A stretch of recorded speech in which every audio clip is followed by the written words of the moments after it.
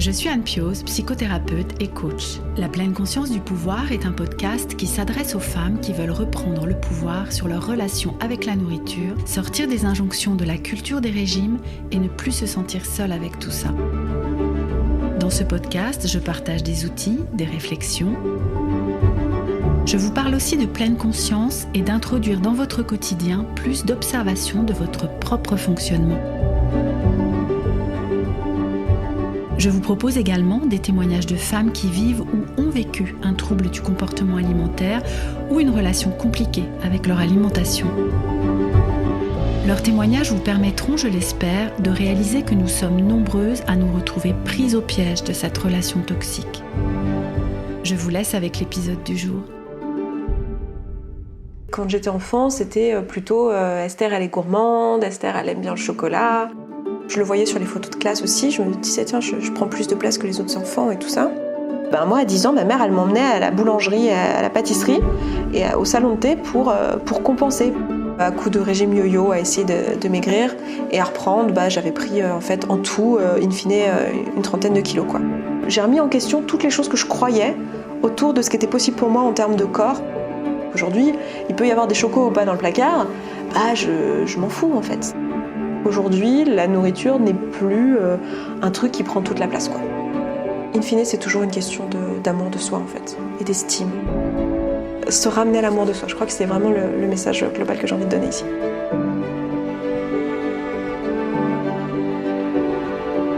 Bienvenue dans ce nouvel épisode de la pleine conscience du pouvoir.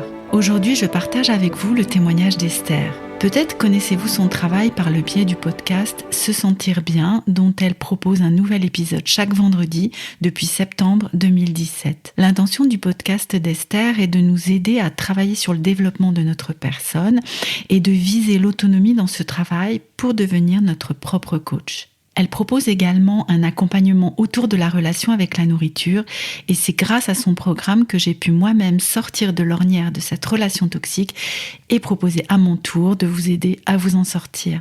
Pour Esther, comme pour beaucoup d'entre nous, tout prend source pendant son enfance et une prise de conscience en lien avec des macarons, vous le verrez, lui a permis de faire ce travail délicat de déconstruction et de reconstruction qui peut lui permettre de dire aujourd'hui que l'alimentation est presque devenue un non-sujet. Je ne vous en dis pas plus et vous laisse découvrir le témoignage d'Esther.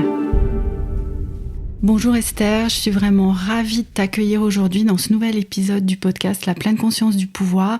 Ravie et en même temps très très émue et touchée puisque tu es la personne grâce à laquelle je me suis sortie de ma relation compliquée avec l'alimentation puisque j'ai suivi ton programme il y a bientôt 2 ans maintenant, où ça va faire tout juste 2 ans que j'étais entrée dans le programme que tu proposes d'accompagnement et vraiment je suis pleine de gratitude parce que ces 2 années ont été extrêmement puissantes pour moi, tant grâce à l'accompagnement qu'on a fait ensemble que même un bout de chemin dans l'entrepreneuriat que nous avons fait ensemble aussi. Mais voilà, c'est extrêmement émouvant pour moi de t'accueillir aujourd'hui. Je me répète un peu, mais c'est dire à quel point c'est précieux pour moi que tu aies accepté d'être là aujourd'hui. Donc merci Esther de venir témoigner dans cet épisode du podcast. Comment vas-tu ? Écoute, ça va très bien. Comme je te disais, je suis covidée et bloquée à la maison. Donc tu vois, tu égayes ma journée en me donnant de la nouveauté parce que je tourne un petit peu en rond. Et pour rebondir sur ce que tu viens de dire, je suis hyper touchée de ce que tu viens de dire et je suis très très très très contente d'être là aussi. Et il y a vraiment ce côté un peu qui m'émeut que tu aies accepté de me faire participer à un projet comme ça. Enfin, c'est bien sûr toi qui me l'as proposé, mais je sais que c'est un projet qui te tient à cœur. On en avait même déjà parlé au moment où tu disais on a eu un petit accompagnement sur l'entrepreneuriat et le fait de voir ce projet voir le jour et que tu proposes d'en faire partie, je suis vraiment touchée et honorée d'être là et j'espère que je vais être à la hauteur de ce que tu attends et que je vais pouvoir apporter au maximum à ton audience. Moi j'en suis certaine. Et alors pour commencer, est-ce que tu veux bien te présenter pour les personnes qui ne te connaîtraient pas encore ? Alors, comment me présenter ? Je m'appelle Esther Taïfé. J'ai 34 ans, je suis coach, mais surtout entrepreneuse aujourd'hui. Et j'ai une entreprise qui s'appelle Se Sentir Bien, qui a un podcast, qui a plusieurs programmes, et notamment le programme principal, qui s'appelle aujourd'hui Point Final, mais qui n'avait pas encore de nom quand toi tu y as participé. On a mis longtemps avant de lui trouver un nom. Vrai. On appelait juste ça le groupe, le coaching, voilà, et qui aide principalement, le principal de notre activité, c'est ce programme-là, et qui a pour but d'aider les personnes qui sont dans une situation compliquée avec la nourriture, qui pensent tout le temps, qui n'arrivent pas finalement à avoir une alimentation équilibrée, sereine, et qui en fait sont pollués finalement par leurs pensées, la charge mentale autour de la nourriture, et qui du coup n'arrivent pas à dire non à un cookie, ou qui n'arrivent pas à juste manger ce qu'elles avaient décidé de manger, et que tout est trop compliqué. Donc du coup on aide ces personnes-là à apaiser leur relation avec la nourriture. Donc il s'agit généralement de personnes qui sont en obésité ou en surpoids, et qui n'ont pas de troubles du comportement alimentaire à proprement parler, qui n'ont pas été diagnostiqués, qui ne rentrent pas dans les critères, si tu veux, du trouble du comportement alimentaire, mais qui pour autant n'ont pas une relation sereine à la nourriture. Alors, est-ce que tu serais OK, j'imagine que oui, puisque tu as accepté d'être là aujourd'hui, mais pour nous partager ta propre expérience, ton propre cheminement dans la relation avec l'alimentation? Moi, mon rapport à la nourriture, je pense que, aussi loin que je me souvienne, il a toujours été compliqué. Si j'en crois les dires de ma mère, quand j'étais vraiment toute petite, j'étais pas quelqu'un de particulièrement intéressé par la nourriture. J'étais une petite crevette, plutôt un petit modèle. Hein, je suis petite en taille, et j'avais pas de problème avec le poids, avec la nourriture, etc. J'étais pas compliquée. Et en fait, ça a commencé dans mon souvenir à être compliqué quand j'avais 7-8 ans. Et à cette époque-là, ma mère s'était remariée avec un homme qui était violent, dans toutes les manières dont on peut être violent, donc violence verbale, physique, sexuelle, enfin voilà, quelqu'un de violent. Et à cette période-là, j'ai commencé à utiliser la nourriture comme une échappatoire. Alors maintenant, c'est comme ça que je le comprends, évidemment. À l'époque, j'avais pas fait le rapprochement. Et quand j'étais enfant, c'était plutôt Esther, elle est gourmande, Esther, elle aime bien le chocolat. Voilà, j'avais un peu cette identité, et comme tu le sais dans mon travail, j'accorde beaucoup d'importance à cette notion d'identité, de qui tu crois être, parce que de là découle ce que tu crois possible pour toi. Du coup, j'étais cette petite fille gourmande, voilà. Et assez vite, je me suis retrouvée en surpoids. Je me souviens qu'en CM1, ça m'a marqué parce que je faisais ça, plus de 50 kilos, enfin je me suis pesée, je faisais 53 kilos. Et pour moi c'était une symbolique dans ma tête, parce que pour moi une femme adulte, parce que j'avais déjà demandé à la maman d'une amie en fait combien elle pesait, et je la trouvais jolie et tout, et une femme adulte ça faisait 50 kilos. Et du coup d'être à 53 à ce moment-là, je me souviens que ça m'a fait un truc, genre je me suis dit mais je suis grosse en fait. Je l'avais jamais vue comme ça en fait. Oui, et je suis juste montée sur la balance. Chiffre quoi, un sacré choc. Ouais. Mais c'est ça, puis moi je m'étais pas trop occupée de mon poids si tu veux, je savais que j'étais gourmande et rondouillette, enfin on m'avait dit, on me l'avait dit, on me le faisait remarquer, à l'école aussi on me le faisait remarquer, je le voyais sur les photos de classe aussi, je me disais tiens je prends plus de place que les autres enfants et tout ça. Et en fait c'est vraiment monter sur cette balance en fait qui m'a fait réaliser que vraiment j'étais à un poids d'adulte quoi, alors que j'étais en CM1. Et à l'époque, alors maintenant je le sais, je le vois et je le comprends, mais en fait à chaque fois que mon beau-père était violent, ou qu'il avait on appelait ça des crises en fait, des crises de violence, il était diabétique, et c'était souvent l'excuse qu'on lui donnait, c'est qu'il était en hypoglycémie, que ça le mettait en colère, et que du coup il faisait de la violence. Ma mère et moi, on partait de la maison le temps qu'il se calme en fait. Et l'un des rituels qu'on avait, c'était d'aller au salon de thé du village où on était, et de se partager une forêt noire avec un chocolat chaud quoi, ou un coca, ou ça dépendait du moment de l'année. Et donc je sais maintenant qu'en fait à ce moment-là j'ai associé finalement le sucre, manger en tout cas en dehors des repas, comme une récompense, parce que le discours de ma mère c'était on l'a bien mérité, on a eu une dure journée. Du coup c'est parti de là. La récompense et le réconfort aussi. Exactement. Donc du coup je sais que les problèmes finalement autour de la nourriture sont arrivés à cette période-là. Après J'ai été dans un centre, parce que bon, par ailleurs j'ai une maladie chronique des articulations au niveau de mes genoux, de mes chevilles, de mes hanches, de mes poignets et de mes coudes. Et quasiment aucune de mes articulations ne sont épargnées, quoi, si tu veux. J'ai que les épaules où ça se passe bien. Du coup, pendant ma croissance, c'était compliqué parce que ça crée de la polyarthrite, en fait, et il faut que les articulations soient en mouvement et en même temps qu'il n'y ait pas trop de poids dessus. Et je pouvais pas faire tous les sports. Enfin bon, c'était un peu compliqué. Et le surpoids commençait à être vraiment un problème dans ma maladie et freinait ma croissance. Du coup, les médecins étaient un petit peu alarmés et on m'a dit qu'en gros, il fallait que je perde du poids vite, quoi. Du coup, j'ai été envoyée dans un hôpital pour enfants pendant 1 an, donc pendant mon année de 6e. Donc là, il s'est passé un petit peu de temps. C'est-à-dire que pendant les années entre-temps, je faisais beaucoup de kiné, j'avais mes médicaments, j'avais un régime. J'ai vu ma première nutritionniste à cette époque-là, donc je devais avoir, 10 ans, quelque chose comme ça. Et tout ça, ça marchait pas. Je perdais pas de poids, en tout cas pas assez pour que les médecins soient contents.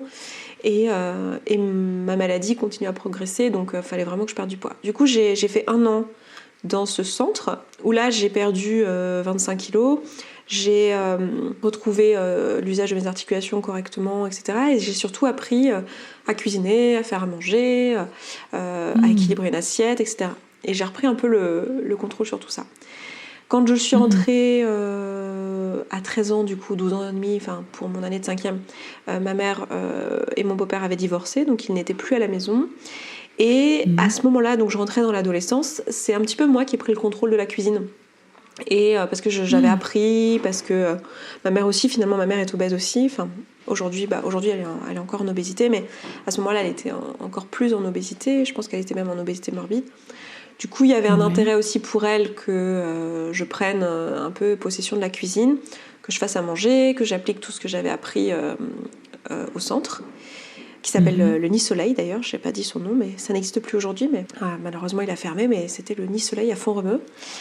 Et du coup, j'ai un peu pris le contrôle de la cuisine. Et à ce moment-là, c'est devenu un petit peu restrictif. J'ai eu des périodes qui pourraient ressembler pas mal à de l'anorexie, de la boulimie. Ça n'en était pas, dans le sens où, encore une fois, je cochais pas tous les critères de diagnostic du DSM-5, tu vois. Mais il y avait quand même un comportement qui commençait à être obsessionnel autour de la nourriture. Des appels au sucre, des envies, des culpabilités d'avoir mangé un paquet de biscuits en rentrant de l'école, des choses comme ça, en fait. Une relation un peu compliquée. Une volonté aussi de sauter le repas. Je passais à la cantine ma carte sans manger, en faisant croire à ma mère et tout, pour pas qu'elle ait d'appel de la cantine. Mais je sautais le repas dans le but de perdre du poids, enfin, des choses comme ça. Quelque chose dans le contrôle et caché un peu beaucoup, quoi. Ouais, complètement. Et j'ai eu quelques moments un peu d'électrochoc. Par exemple, autour de mes 16 ans, j'avais quand même perdu pas mal de poids. Et en fait, j'allais tout droit vers de l'anorexie en réalité, je pense, à cette période-là, si j'avais pas eu cet électrochoc-là. Mais je n'avais pas mangé de la journée, je crois. Je sais pas exactement depuis combien de temps, j'avais peut-être mangé un petit peu la veille. Enfin, j'étais pas dans un jeûne total, j'étais pas en train de non manger du tout, mais je mangeais très très peu et au maximum, j'esquivais les repas à ce moment-là. Et en fait, il y a eu un moment où c'était l'hiver et j'étais allée au ski en fait avec mon frère. Et en fait, j'avais pas mangé. Et j'ai fait croire que j'avais mangé, mais j'avais pas mangé. Et en fait, en redescendant des pistes, je me suis juste évanouie. J'ai juste fait un malaise en fait, un malaise parce que j'avais fait beaucoup trop de sport pour quelqu'un qui mange pas. En fait, une journée de ski, c'est pas rien. Et j'étais au lycée à ce moment-là, donc voilà, je sais pas exactement quel âge j'avais, mais peut-être aux alentours de 16 ans. Et du coup, là, je suis tombée dans les pommes et mon frère m'a emmenée au restaurant d'altitude et j'ai mangé un steak frites. Et je m'en souviens encore parce que j'ai mangé un steak frites, quoi. C'était le truc que j'avais pas mangé. J'avais pas mangé de la nourriture comme ça depuis des mois, en fait. Un vrai repas comme ça, je l'avais pas fait depuis des mois. Voilà, ça te donne un peu une idée de l'espace mental dans lequel j'étais. Je me trouvais très grosse, très moche, je plaisais pas aux garçons. Enfin, j'avais plein de... Bon, tous les questionnements qu'on peut avoir quand on a 16 ans, mais décuplés et très orientés autour du poids. Je reste avec ce parcours, voilà, depuis la 6e, c'était ça, Font-Romeu, cette année que tu as passée. J'ai l'impression, quand tu en parles, que c'est plutôt des bons souvenirs, parce que tu dis, malheureusement, il a fermé. Enfin, comment tu as vécu cette année d'isolement, finalement, de ta mère? Enfin, comment c'était? Ouais, Font-Romeu, c'est des super souvenirs, parce que c'est une année, finalement, avec d'autres enfants qui vivaient la même chose, puisque c'est un hôpital de santé, en fait, c'est un centre qui fait à la fois des soins, donc il y a pas mal de personnes qui étaient asthmatiques, et sinon c'était des problématiques chroniques, comme moi, l'obésité et mes articulations. Du coup, on est avec d'autres enfants qui sont un peu différents, d'autres enfants obèses. On était tout un groupe dans la totalité d'être malade et en plus obèse. Donc en fait, je me sentais vachement intégrée et ouais, j'en ai des bons souvenirs aussi parce que c'est un moment où j'ai pas eu une enfance, même avec ma mère. Là, je le mentionne pas parce que c'est pas forcément trop pertinent et je sais pas trop quoi en dire et je me suis pas encore exprimée là-dessus publiquement, mais au-delà de mon beau-père qui était violent, ma mère elle-même est pas quelqu'un qui prenait particulièrement bien soin de moi, on va dire, si je veux pas rentrer dans les détails. Et du coup, cette année-là, ça a vraiment été une année où on a pris soin de moi, où j'avais vraiment des adultes qui étaient là. Enfin, c'était une année pleine de bons souvenirs aussi, parce que bon, c'est un peu la colo de vacances pendant un an, donc forcément, bon, même si on m'a fait l'école et tout ça, mais j'étais avec des copains, j'étais intégrée, donc non, c'était... Puis il y a vraiment dans mon enfance, il y a vraiment le avant Font-Romeu et le après Font-Romeu. Quand je suis revenue, j'étais une ado, c'est moi qui ai pris possession de la maison, je me suis organisée au niveau de la nourriture, mais aussi au niveau de plein d'autres choses, et j'avais pris en maturité, donc évidemment j'en parle comme quelque chose de très positif, et je suis vraiment triste aujourd'hui que ce centre est fermé, et je sais que les personnes, les monos qui étaient dedans, qui se sont occupés de nous toute l'année, j'ai une gratitude pour eux, mais à vie. Enfin, je sais, on a un petit groupe Facebook avec les anciens du Unisoleil, et je suis pas du tout la seule, et je trouve ça terrible que ça ait fermé, parce qu'ils ont donné leur vie finalement pour que des ados comme moi, en fait, ou des enfants, parce qu'on avait des enfants de plus jeunes aussi, mais aussi plus vieux que moi, jusqu'à 14 ans, je crois, qui étaient... ils ont donné leur vie, quoi, pour nous, en fait. Donc, et heureusement qu'il y a des adultes qui font ça. Enfin, moi, j'ai vraiment eu énormément de gratitude, et je suis pas sûre qu'ils se rendent compte de l'impact et de ce que ça m'a apporté dans ma vie, en fait. Oui. De à quel point c'était... je reste avec ce que tu dis, de l'avant et de l'après, en fait, cette expérience-là. Hein. Complètement. Et même si, en fait, maintenant que j'y repense, c'était plein de grossophobie, c'était plein d'injonctions finalement à la restriction, hein, de c'est pas bien, enfin évidemment, après là on parle de ça, on était en 97, 98, on n'était pas du tout dans la même ère qu'aujourd'hui.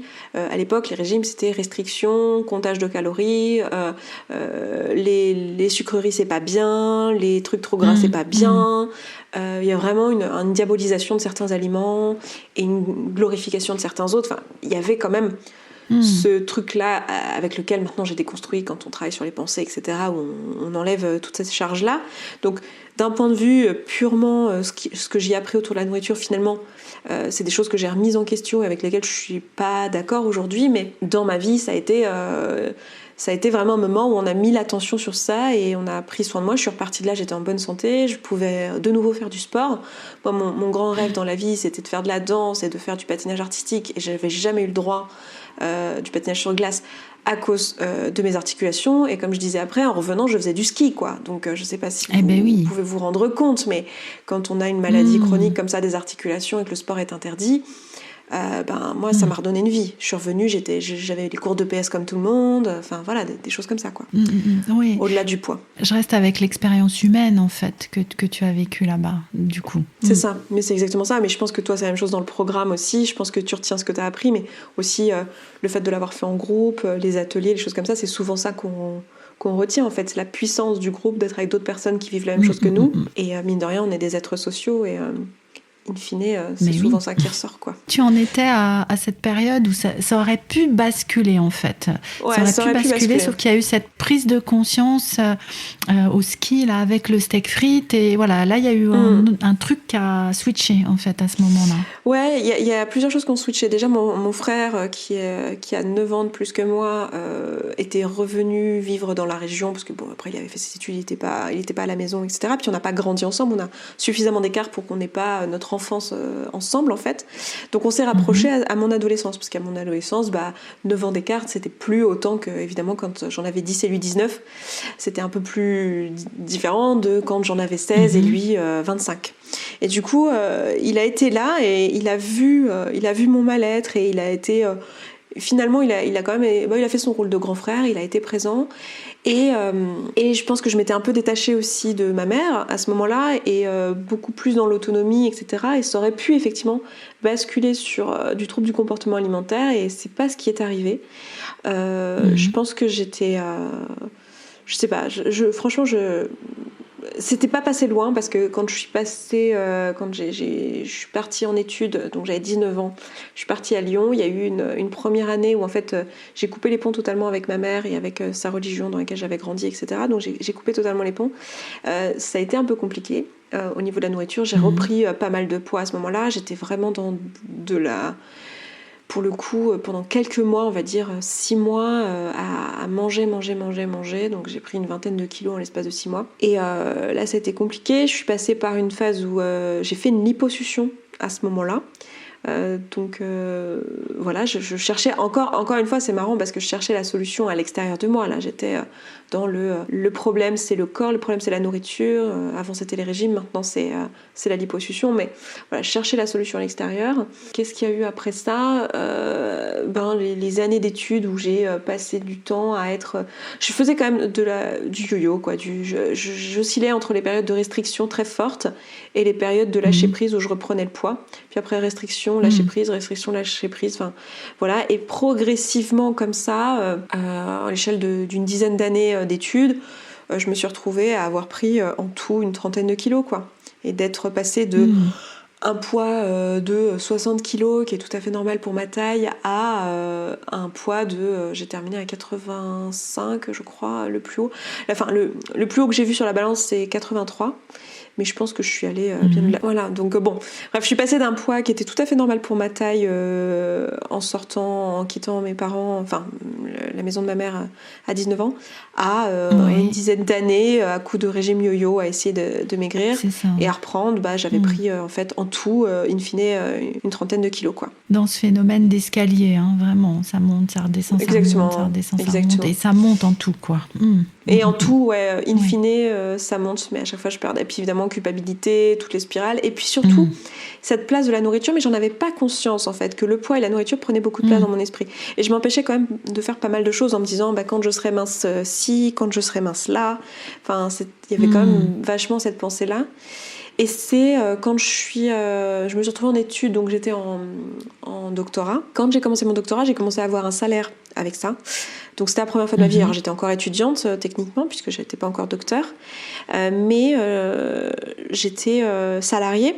Donc à partir de là, j'ai commencé à me dire, ok, là je vais prendre soin de moi maintenant, je vais m'inscrire dans une salle de sport, je vais m'inscrire voir un nutritionniste. Donc j'étais encore quand même dans cette démarche de... La solution, c'est le sport, la nutrition et un psychologue. Donc j'ai commencé à voir tout ça en même temps. Alors, j'avais déjà vu plusieurs psys dans mon plus jeune âge et dans mon jeune âge adulte, mais depuis plusieurs années, c'était plus le cas. Donc là, j'ai repris un peu tout ça en main, et puis ça n'a rien changé en fait. Genre j'allais voir mon nutritionniste, il me disait de faire des choses, mais je les faisais pas. Le psy, oui, on parlait de mon enfance, on parlait de mon père, de ma mère, du poids, mais je voyais pas... Enfin, c'était pas que ça me faisait pas du bien, j'avais envie de continuer, je trouvais que ça me faisait du bien, c'était positif et tout, mais ça solvait pas là mon problème tout de suite. Et le sport, à ce moment-là, j'étais pas mal... Enfin, le sport, c'est quand même un truc que moi j'apprécie, parce que pour moi, c'est un cadeau que mon corps puisse me faire du sport, puisque j'ai pas toujours pu. Donc je patinais beaucoup à ce moment-là, je faisais beaucoup de patins à glace, parce que je me suis mise au patinage artistique aux alentours de mes 18-19 ans, quand j'étais vraiment... que ma croissance était terminée et qu'il n'y avait plus de contre-indication à ce que je m'y mette vraiment. Donc je patinais beaucoup et je faisais du sport, des cours de danse, de zumba, de tous ces trucs-là qui étaient pas mal à la mode à cette période-là, et tous les trucs où vraiment fallait sauter, courir, moi j'étais contente parce que je pouvais le faire. C'était un cadeau. Hein. Exactement. Et voilà, donc ça c'était cette période-là, mais ça changeait rien sur mon corps en fait, et je pense que toutes les personnes qui l'ont déjà testé le savent.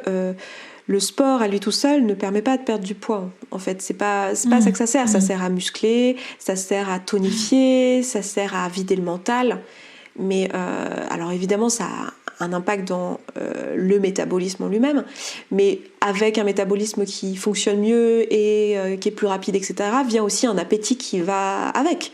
Donc en fait, le corps est bien régulé. Donc si je fais plus de sport, j'ai aussi plus faim. Donc normalement, le sport en lui-même n'est pas un moyen de perdre du poids, sauf si on le pense en termes de restriction et que je me dis que par ailleurs je m'empêche de suivre ma sensation de faim liée au sport. Bon, bah dans ce cas, encore une fois, c'est pas le sport qui fait perdre du poids, mais la restriction. Et bon, j'étais pas trop dans cette démarche-là. À la même période, je suis devenue végétarienne. Ça a eu quand même un impact dans ma relation à la nourriture. Je suis devenue végétarienne, végane. Oui. En fait, je voulais être végane, mais je n'arrivais pas à être végane parce que j'avais pas encore mis mon nom dessus, mais j'utilisais des tampons émotionnels et je compensais mes émotions avec des produits qui, en essence, n'étaient pas véganes. Des produits comme du chocolat au lait et du fromage. Principalement, pour moi, c'était mes tampons émotionnels principaux. J'ai à la fois une bouche sucrée et une bouche salée. Je sais qu'il y a plein de gens qui se mettent dans une catégorie. Moi, j'aime tout. Je suis au Savoyard, j'aime le fromage. Je suis à côté de la Suisse, j'aime le chocolat. Voilà. C'est logique. Non, parce que je dis ça parce que dans l'identité, ça impacte beaucoup d'où je viens et donc qu'est-ce que j'aime manger. Oui, donc, à ce moment-là, en fait, j'ai commencé à comprendre à ce moment-là que, tiens, c'est bizarre, j'arrive pas à être végane. Végétarienne, oui, mais j'arrive pas à être végane parce que je me dis c'est trop bon, c'est trop dur. Et en fait, c'est parce que je n'utilise pas la viande comme tampon émotionnel ou le poisson comme tampon émotionnel. Mais par contre, le chocolat au lait et le fromage, c'est compliqué. J'y accorde une importance émotionnelle. Je vais pas me sentir bien si cet après-midi, je peux pas manger du pain et du fromage en attendant le dîner ce soir. Et donc là, j'ai commencé à me poser des questions autour de ça. C'est ça, la charge émotionnelle liée à cet aliment-là, en fait. C'est ça que tu as pointé du doigt à ce moment-là. Et en fait, donc... je commençais à pointer du doigt ça en essayant d'être végane. Donc j'ai quand même été végane 1 an et demi, mais j'avais trouvé des moyens de créer des tampons émotionnels véganes, donc des aliments de substitution. Et dans la même période, donc tout ça c'était pendant ma thèse, donc pendant ces 3 années-là où j'ai vraiment pris le temps de prendre soin de moi.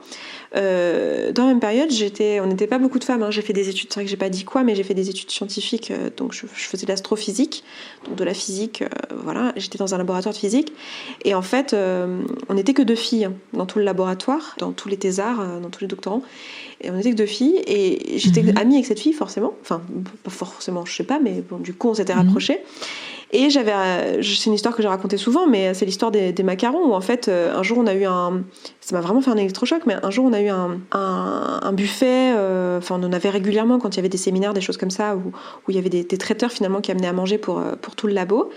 Et un jour, alors qu'on nous amène 15 fois des trucs différents, puis vous savez, dans ces buffets-là, on ne sait jamais combien de trucs on va avoir. On ne sait pas s'ils vont nous ramener des tartines, si après ils vont nous amener des verrines, si après ils vont nous amener... on ne sait pas, en fait.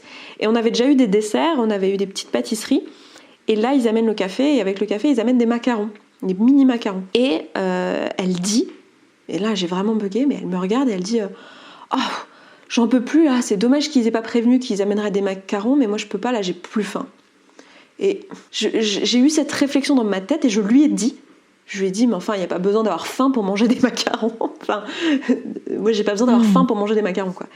Et en fait, étonnamment, ça m'a vraiment fait un électrochoc parce que je l'ai vu se comporter autour de ce buffet. Enfin, j'ai remarqué et du coup, après, je l'ai observé. Alors, c'est peut-être un peu stalkeuse, mais c'est vrai que je l'ai observé dans son comportement à la cantine et dans les buffets les jours suivants. Et en fait, elle m'avait toujours dit, moi, je suis naturellement mince parce c'est une fille qui est très mince. C'est vrai que j'ai pas précisé, mais c'est une fille qui est très mince, le genre de fille qui fait un 34-36 sans faire d'efforts et qui me disait... bah oui, moi je mange tout ce que je veux, je grossis pas, on est toutes comme ça dans ma famille, on a un métabolisme rapide, c'est comme ça, etc.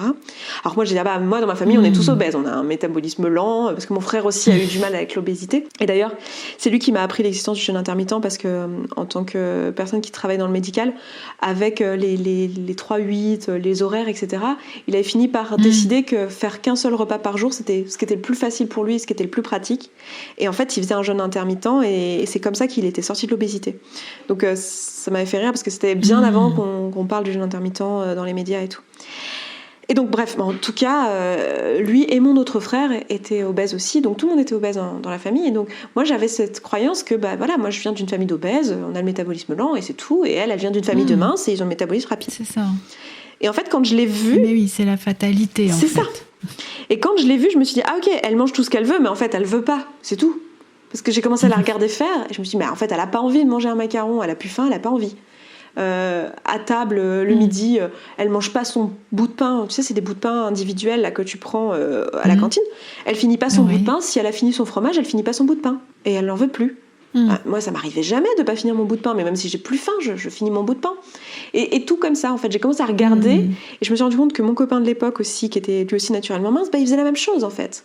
Il mangeait plus quand il avait plus faim, il mangeait tout ce qu'il voulait. C'est sûr qu'il était pas... Moi, je mangeais bien plus équilibré que lui. Lui, il mangeait des pizzas, il mangeait des biscuits à 4 heures, mais il mangeait 2 chocos. Il mangeait littéralement 2 chocos. Moi, je mettais la tête dans un paquet de choco, je mangeais le paquet en entier. Et du coup, j'ai compris que c'était une histoire d'identité, en fait. Une histoire de croyance autour de ce que je croyais possible pour moi au niveau de la nourriture. Et tout ce qui était la fatalité, où je me disais, moi, je viens juste d'une famille de gros, et c'est comme ça. Et en fait, ce que j'ai compris à ce moment-là, c'est que moi, j'avais appris, dans ma famille, c'était pas tellement les gènes qu'on partageait, mais c'était surtout le fait de... moi, à 10 ans, ma mère, elle m'emmenait à la boulangerie, à la pâtisserie, et au salon de thé pour compenser, elle m'a montré, elle m'a appris en fait à cuisiner d'une certaine manière, mais aussi à compenser mes émotions par la nourriture en fait. C'est un truc que j'ai appris. Alors que de mon expérience maintenant, les personnes que je connais qui sont naturellement minces et qui font pas d'efforts, en fait elles viennent de familles où c'est pas comme ça qu'on a appris à gérer les émotions. Où moi, mon ex, il envisageait même pas de manger du Nutella en semaine. Pour lui, le Nutella, c'était le week-end sur les crêpes ou pour le brunch, mais c'était une fois dans la semaine, c'est pas un truc du quotidien. Pourquoi ? Parce que depuis qu'il est petit, il y a toujours eu du Nutella à la maison, mais c'était pour les occasions, c'était pour le week-end. Et c'est évident pour lui, et c'est facile pour lui, et il fait pas un effort, il n'est pas en train de se priver de Nutella le reste de la semaine. Vraiment, pour lui, c'est normal de pas en manger, il en a pas envie, et quand c'est samedi, il est content de manger du Nutella, quoi. Et il n'est pas dans la privation, et il en mange autant qu'il veut, mais même le autant qu'il veut, en fait, il s'est fait 2 crêpes au Nutella, et voilà, il n'a pas descendu le pot, quoi. Et donc j'ai compris que c'était vraiment une histoire d'éducation autour de la nourriture, de pensée, je me suis fait toutes les croyances de je suis une bonne vivante, et puis qu'est-ce qu'ils vont penser si jamais je remange pas ça, si je prends pas de dessert au resto, oui mais bon je suis savoyarde quand même, qu'est-ce qu'ils vont penser si je prends pas de fromage, et tout comme ça. Et donc c'est comme ça que j'ai commencé à travailler sur mes pensées en fait, et que j'ai compris que ça venait de plein de choses. Il y avait à la fois la compensation de mes émotions, donc là il y avait un vrai travail sur mes émotions à faire. Donc je suis retournée voir une psy d'ailleurs à ce moment-là, qui était plus appropriée et sur lequel j'allais pouvoir faire ce travail sur les émotions. Donc il y avait ce travail-là d'une part, puis il y avait aussi tout le blabla que je me racontais sur la nourriture et sur ce qui était possible pour moi, sur le fait que oui mais moi c'est trop dur parce que ceci, mon corps est cassé, gna gna gna. Et en fait j'ai tout remis à plat et j'ai remis en question toutes les choses que je croyais autour de ce qui était possible pour moi en termes de corps et en termes de poids en fait. Parce que tout pour moi dans ma démarche elle est quand même partie du poids, parce qu'à la base la raison pour laquelle je contrôlais ma nourriture c'était pour le poids. Et c'est un travail que j'ai fait d'abord un peu toute seule, puis après assez rapidement je me suis fait coacher, je me suis fait accompagner là-dessus. Par une coach américaine qui travaille là-dessus, qui est une des coachs de l'école que finalement j'ai fait après d'ailleurs, mais à ce moment-là j'avais pas encore fait d'école de coaching, et ça a transformé ma vie. Je me suis dit ok, je veux faire ça, je veux aider les personnes à sortir de ça, parce que en fait avant ce travail-là je n'avais pas réalisé la place des pensées. En fait je pensais que c'était une histoire de je fais pas assez de sport, j'ai pas le bon régime alimentaire, donc je vais aller voir une nutritionniste, une psy et un coach sportif ou une salle de sport et ce sera bon. Et j'avais pas réalisé qu'en fait mon problème c'est que j'avais de la charge mentale à propos de la nourriture toute la journée. J'y pensais toute la journée, je pensais aux cookies qu'il y avait dans le placard. La différence entre mon mec qui mangeait 2 chocos et moi, c'est que moi, le paquet de choco, je l'ai vu depuis le matin en partant au boulot, j'y ai pensé toute la journée, je sais qu'en rentrant, je vais manger le paquet de choco, alors que lui, il avait oublié qu'il y avait des chocos, il est arrivé à 16h, il a faim, il a pas envie de se faire un truc, il prend 2 chocos, il a plus faim, il est content. Voilà, moi, c'était toute la charge mentale, en fait. Et non seulement j'ai perdu du poids, mais finalement, c'était même plus le truc important. Alors oui, j'ai perdu du poids, je suis dans un poids normal aujourd'hui, mais c'est même pas ça le truc. C'est surtout que la charge mentale au niveau de la bouffe, elle est plus là, quoi. C'est-à-dire qu'aujourd'hui, il peut y avoir des chocos ou pas dans le placard, je m'en fous, en fait. Et ça, mais c'est ça surtout qui libère, quoi. Et ça veut pas dire qu'aujourd'hui j'ai plus de temps émotionnel, ça veut pas dire qu'aujourd'hui il m'arrive pas d'être triste et de manger des biscuits tout en sachant qu'en fait j'ai pas faim et que c'est du pur temps émotionnel, mais ça veut juste dire qu'aujourd'hui la nourriture n'est plus un truc qui prend toute la place, quoi. Et alors ça a pris combien de temps tout ça? Parce que j'entends vraiment la déconstruction, tu sais, presque pensée par pensée, étiquette par étiquette, enfin vraiment un travail de fourmi. Et pour nous donner un ordre d'idée, voilà, combien de mois, d'années? Pour te dire, je pense que je suis encore en train de travailler sur ces choses-là. En ce moment, c'est assez drôle parce que Vu que je coach dans le domaine, alors aujourd'hui, dans les programmes que j'offre, et dans le programme que j'offre qui s'appelle Point Final sur cette thématique-là, en fait, c'est plus moi qui coach au quotidien les coachés. Et l'une des raisons à ça, c'est qu'en fait, moi, je veux plus avoir ces pensées-là dans ma tête. Alors, une coachée qui m'amène cette pensée et qui me dit « Ah oui, alors moi, je pense ça par rapport à la nourriture », moi, ça ne m'autorise pas à ne plus y penser, que ça soit plus un sujet. Puisque si j'en parle tous les jours, c'est plus un sujet, tu vois. Donc c'est assez marrant parce que je pense que je continue à être encore en train de travailler dessus, parce qu'en ce moment je réalise que pour avoir ce que j'appelle l'identité de mince, qui n'a plus de problème avec la nourriture, en fait c'est une personne qui n'en parle même pas et qui n'en a pas fait son métier en fait. Donc c'est très drôle parce que je me vois en devenant cette personne-là et en faisant ce travail sur moi ces dernières années et en devenant cette personne-là, je me vois aussi m'éloigner du coaching sur ce domaine-là et coacher plus sur d'autres domaines et laisser ça aux membres de mon équipe qui sont encore, elles, dans la fin de ce travail-là. Donc elles sont en plus proches des clientes parce qu'elles viennent de le faire pour elles, donc elles sont encore fraîches dedans et donc elles sont en train d'aider. Et puis en fait, il y a un roulement en fait, dans les coachs qui est en train de se produire parce que ce que je leur souhaite à toutes et ce que je nous souhaite à toutes, c'est de ne plus y penser en fait. Donc il y a un moment donné où on n'est plus dans cet état d'esprit-là et on arrête d'y penser. Donc moi, je suis vraiment dans cette démarche-là. Donc pour te répondre, ça m'a pris plusieurs années. J'ai vraiment commencé à travailler sur les pensées en 2016. Je le sais juste parce que j'étais en voyage à ce moment-là, donc je sais que c'était en 2016, parce que c'est comme ça que je suis tombée sur le podcast de Brooke Castillo. Donc c'était à ce moment-là où j'ai eu des déclics. Brooke Castillo qui après a été la personne qui m'a formée au coaching. Et je dirais que j'ai fini ma perte de poids pour être là où je suis aujourd'hui. Alors, je prends le poids comme un marqueur, mais c'est pas la fin du travail sur les pensées pour le coup, mais c'est la fin du travail en tout cas sur l'alimentation, les pensées basiques sur l'alimentation qui impactaient directement mon poids du coup. Donc on va dire que c'est quand même 80% des pensées en 2018, début 2019. Donc ça m'a pris bien 2 ans et demi. Et le travail continue depuis. Et je pense qu'il est plus long que ce qu'il aurait pu être parce que j'ai fait ce métier entre-temps. Oui, c'est intéressant ce que tu dis parce que je peux me reconnaître aussi de quelque chose qui du coup reste dedans, mais d'une autre façon. Enfin, moi, je le vois vraiment comme c'est plus obsessionnel dans ce qui me concerne, mais c'est vrai que ça laisse une vigilance finalement sur ce qui se passe, de continuer à observer, de continuer à y penser, de continuer à ce que ce soit, présent. Tu vois, j'avais jamais réalisé ça, mais effectivement, ça participe au fait de continuer à y penser coup. Alors que ça pourrait être un non-sujet en fait. Ouais. Exactement. Oui, c'est intéressant. Et c'est pour ça qu'aujourd'hui, je m'oriente plus dans ce sur quoi je coach personnellement au quotidien, c'est beaucoup plus les relations amoureuses, la sexualité et l'entrepreneuriat au quotidien, l'argent, les croyances autour de l'argent, de l'entreprise, etc. Par choix. Même si c'est pas du tout 80% de notre activité. 80% de notre activité, c'est l'alimentation, le corps et tout. Et j'adore qu'on fasse ça parce que je te dis, ça a tellement transformé ma vie. Et quand j'entends des personnes comme toi, mais oui, je veux que ça continue à exister. Mais je veux aussi mon bien. Et je veux aussi montrer l'exemple aux personnes qui sont coachées par nous que ça va être juste une passade dans leur vie et qu'à un moment donné, elles passeront à autre chose. Et c'est aussi ça, hein, tu sais, se sentir bien. Le slogan, c'est se sentir bien, devenir son propre coach. Il y a aussi cette notion d'indépendance et de à un moment donné, on vole de nos propres ailes.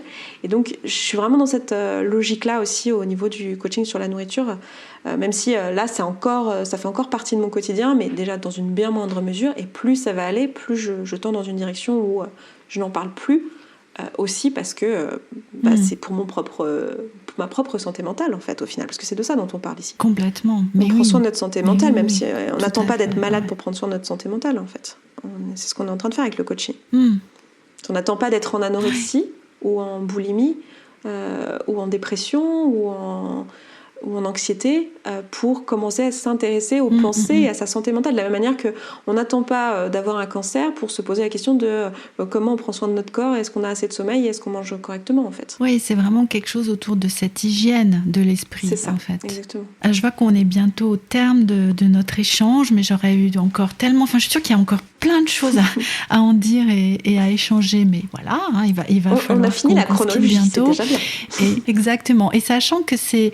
Tu vois, j'ai presque envie de dire à suivre, parce que tu disais, c'est un processus finalement. Alors, bien sûr, la majeure partie des choses et des pensées en lien avec l'alimentation est derrière toi, en fait. Mais il y a quelque chose d'un cheminement qui, de toute façon, continue. Plus aussi autour du rapport au corps, tu disais, à la sexualité, aux relations amoureuses. Enfin, il y a quelque chose qui continue à toucher au corps, j'ai l'impression, dans ce travail-là.